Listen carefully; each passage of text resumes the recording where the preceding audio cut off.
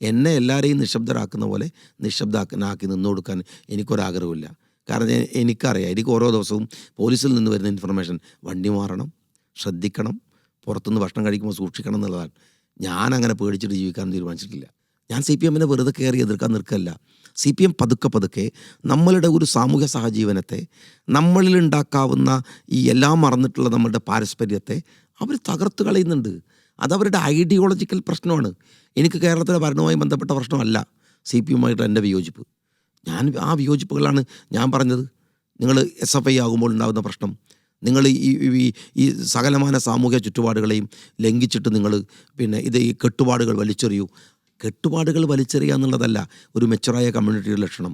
ചില കെട്ടുപാടുകൾക്കകത്ത് നിൽക്കുക എന്നുള്ളതാണ്. നമ്മളൊരു രാജ്യത്തിലെ പൗരന്മാരായി നിൽക്കുമ്പോൾ എന്തെല്ലാം കെട്ടുപാടുകൾ നമ്മൾ നിൽക്കുന്നുണ്ട്. അപ്പം അതിനെ പൊട്ടിച്ചെറിയുക എന്ന് പറയുന്ന ഇത് മുതലുള്ള നിരവധി ആശയ രീതികളോട് എനിക്ക് വിയോജിപ്പുണ്ട്.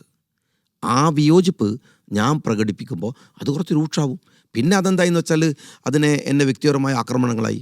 ഞാൻ അനുഭവിച്ച ദുരന്തങ്ങൾക്ക് കണക്കില്ല.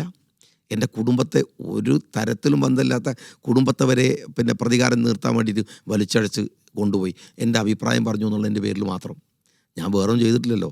മുഖ്യമന്ത്രിയുടെ ക്ലിഫ് ഹൗസ് കയറി ആക്രമിച്ചിട്ടില്ല, അദ്ദേഹത്തിൻ്റെ പിണറായിലെ വീട് കയറി ആക്രമിച്ചിട്ടില്ല. പക്ഷേ എന്നെ ഏതെല്ലാം തരത്തിൽ പീഡിപ്പിച്ചു.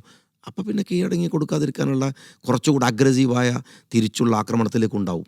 അതായിരിക്കും നിങ്ങളൊരു പക്ഷേ കണ്ടിട്ടുണ്ടാവുക. മറ്റതൊക്കെ എൻ്റെ ഒരു ഐഡിയോളജിക്കലായിട്ട് ഞാൻ പറഞ്ഞുകൊണ്ടിരിക്കുന്ന അഭിപ്രായ വ്യത്യാസങ്ങളാണ്. മറ്റത് ഞാൻ അനുഭവിച്ച ഒരാളാണ്. എന്നെ എല്ലാവരെയും നിശബ്ദരാക്കുന്ന പോലെ നിശബ്ദനാക്കി നിന്നു കൊടുക്കാൻ എനിക്കൊരാഗ്രഹമില്ല. കാരണം എനിക്കറിയാം, എനിക്ക് ഓരോ ദിവസവും പോലീസിൽ നിന്ന് വരുന്ന ഇൻഫർമേഷൻ വണ്ടി മാറണം, ശ്രദ്ധിക്കണം, പുറത്തുനിന്ന് ഭക്ഷണം കഴിക്കുമ്പോൾ സൂക്ഷിക്കണം എന്നുള്ളതാണ്. ഞാനങ്ങനെ പേടിച്ചിട്ട് ജീവിക്കാൻ തീരുമാനിച്ചിട്ടില്ല.